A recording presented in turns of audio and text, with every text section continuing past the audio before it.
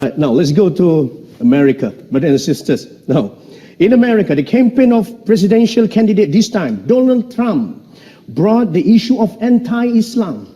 And surprisingly, brothers and sisters, this campaign has a big support of public. Dr. Zakir Naik. So, what do you think behind this phenomenon? What does it indicate? No, I believe that we find that anything which is popular, they do have enemies. Yeah. And Allah says in the Quran that every prophet had enemy.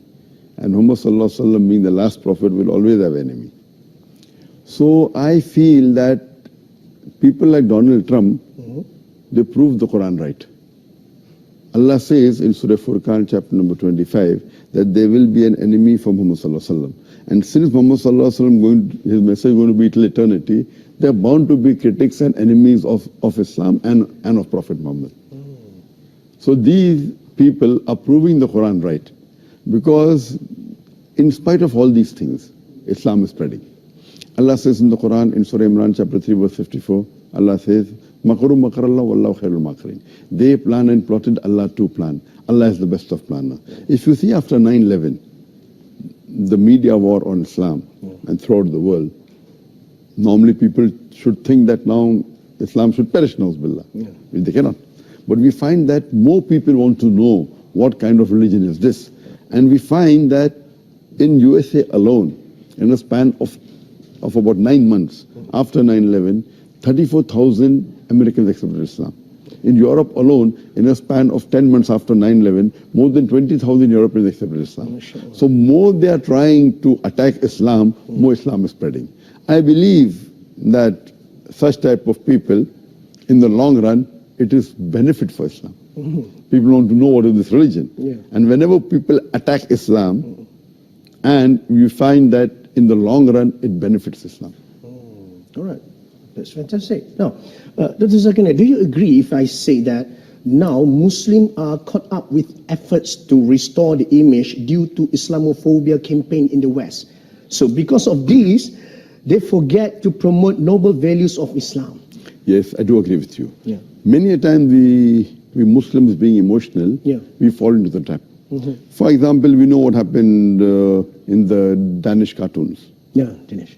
It is wrong what they did. We found that most of the Muslim organization, they left everything what they were doing and they were concentrating on that. They were protesting. Fine, we should protest.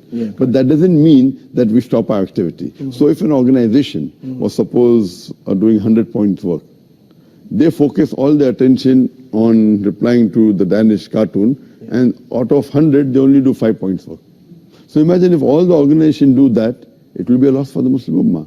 What we require, there should be specialized organization to take care of this. And I've given a talk on this, how this should be dealt. What we do, we become emotional. Fine, we disagree with it. But don't become so emotional that whatever positive work you are doing, you also stop that. So if he is attacking Islam, we don't leave everything. You leave everything and you only go and reply to that.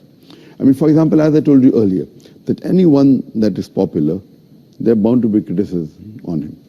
I mean, for example, if you go on the Google and if you type my name, there'll be about approximately 15 million websites which has my information.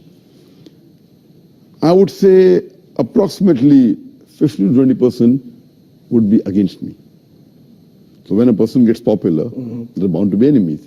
Initially, I had a perception that when anyone gets popular, the percentage of enemy remains the same.